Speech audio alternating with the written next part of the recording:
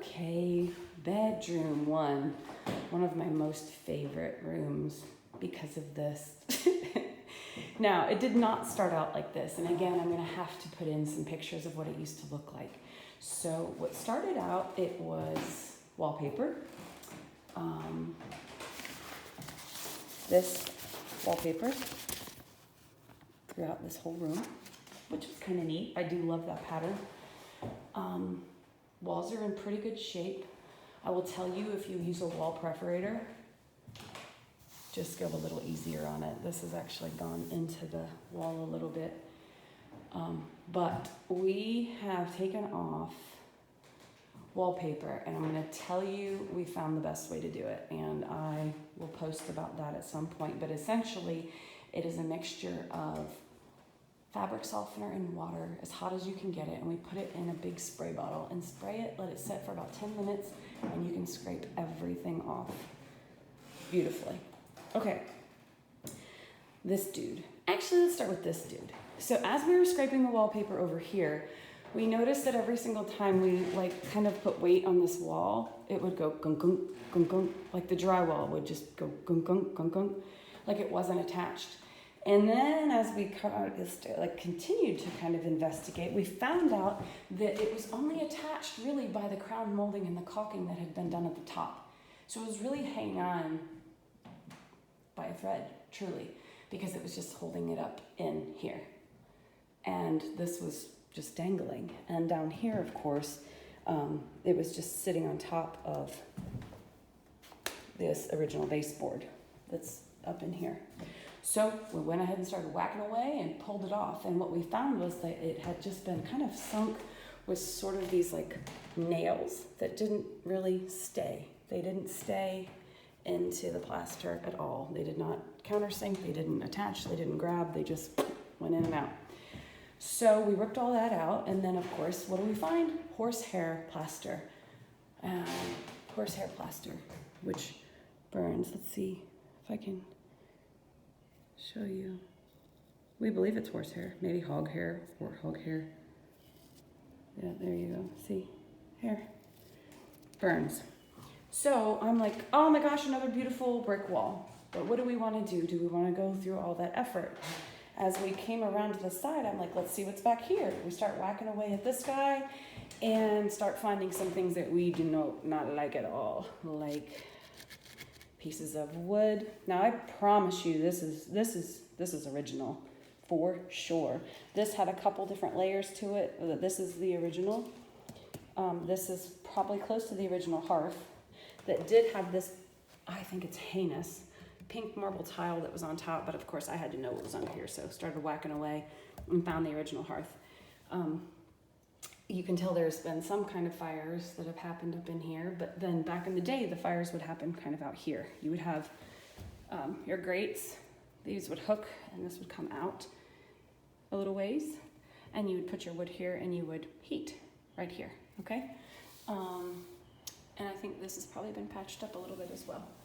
And then eventually, that they got away from that in the 1800s, and then they opened up a flue and they came out with like a potbelly stove, and that would sit kind of out here and would go up in, and it would kind of be more of a self-contained, more efficient heating unit.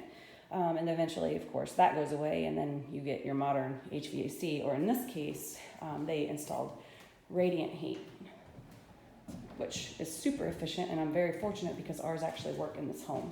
All right, so my point is again, this is horsehair plaster, but this is going to require so much repair. If we continue, this is basically holding it together. This is holding it together. If we continue to take this apart, the whole thing is potentially going to disintegrate, and there's no way to fix that as it is. And so we have decided we are going to just leave this baby alone. We're going to clean it up. We're going to sort of mortar in place, and then we are going to be drywalling all around it. Now, at a later date, I like the idea of potentially stuccoing this and doing a stucco textured look. I think that would look really fantastic, especially with the clean lines of this fireplace now that we took out this mantle. And that's something I didn't also mention, was this used to have a mantle that went across to here, and it actually hung off the side right there. And it was awful. And I'll tell you why it was awful. Number one, it was awful because it hung off the side right here. And so to the eye, when you would walk in, you're like, holy crap, like this is so off center. Now it's already off center anyway, structurally, by design, because your flue is going to your chimney right here, and we're on the second floor. And downstairs we have a chimney, downstairs we have a fireplace that's right here. And that flue is coming up this side, okay? So downstairs we've got that fireplace that's on center, and then upstairs you can't run this chimney off this flue, so you have to run it off this. That's why it's over here.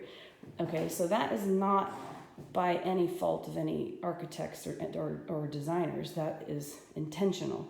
And if you have an old home, that's what you're going to expect.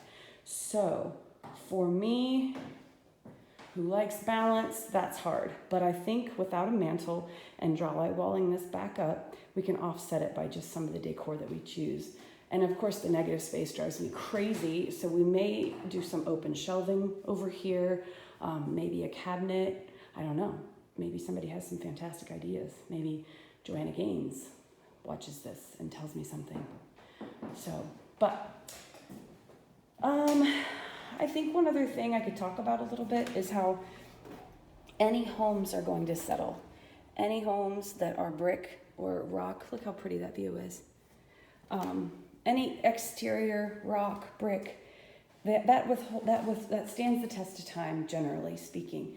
But when you have wood interior, that tends to shrink and swell, and it is prone to climate a lot more. But eventually you have things that gap and fall. And this isn't terrible, but this has sunk in because your house on the inside is going, but your rock on the outside is kind of staying put. So it's not surprising to see kind of things that have gaps and change a little bit. You'll have to stick around for another video because we do have a pretty significant fix that we have to make in the basement, and I'll go through that later.